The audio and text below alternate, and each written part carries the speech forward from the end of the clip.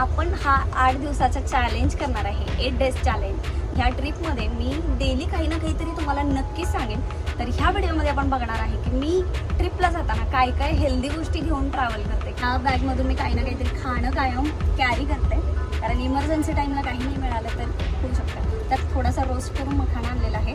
तुम्ही चिरमुरे भडंग वगैरे पण कॅरी करू शकता, ते पण असेल तर मी करत असते कधी कधी.